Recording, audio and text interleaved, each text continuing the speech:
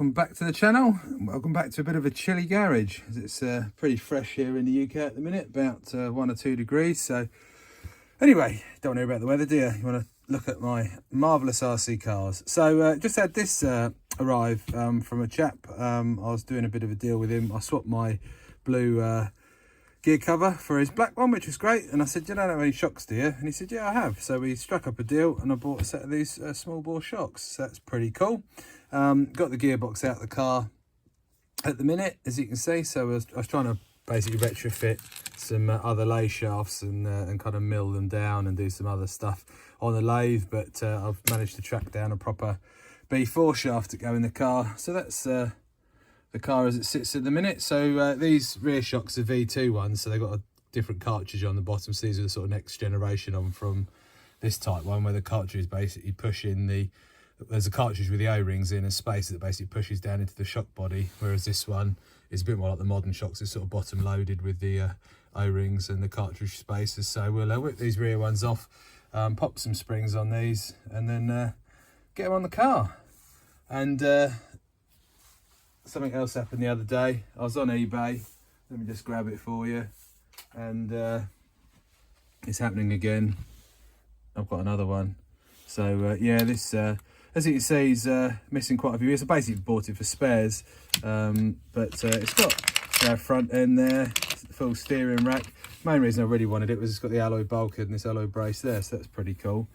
So yeah, there you go. There's another one either to get rebuilt or break down for spares really for the box. But as you can see up here, I've got 1, 2, 3, 4, 5 nearly B4s, and that could be number 6, but I think I've got a bit of a problem.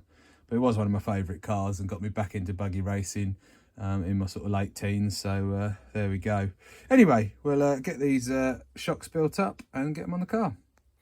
Ta-da! So there we go. There's the shocks all cleaned up and mounted up. To be honest, they're in pretty decent bit of anodising coming off there, but obviously these are used shocks, so I might have some more of these in the box. I might swap them out for some better looking ones, but overall it's looking pretty good. So yeah, what I might do just for now is just to sort of put that gearbox back together, put the RPM mount in it until the lathe shaft turns up, and then we can get it pretty much fully finished, and then I need to get a body shell in order and get painted.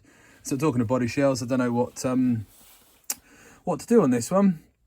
So whether to do a kind of craggy replica or a Hara one or a Cavalieri one or something like that, I don't know. But I'll have a look through some of the past kind of world champions with the B4 and maybe do a replica paint job, because I've got one in my own colours, which is like that, which is that car there. So we've got one of those already covered, so it'd just be a case of you know, looking at something a bit different and doing maybe a replica.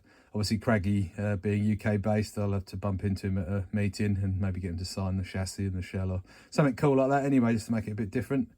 So we'll get this gearbox mocked back up and chucked it back on the car. So there's the car mocked back up, and the new RPM cover looks really smart on that. So yes, just the idler slipper to sort. That's about it. Anyway, I'll update you when I get the slipper in, which will probably be about a couple of 3 days time, and then get it finished off.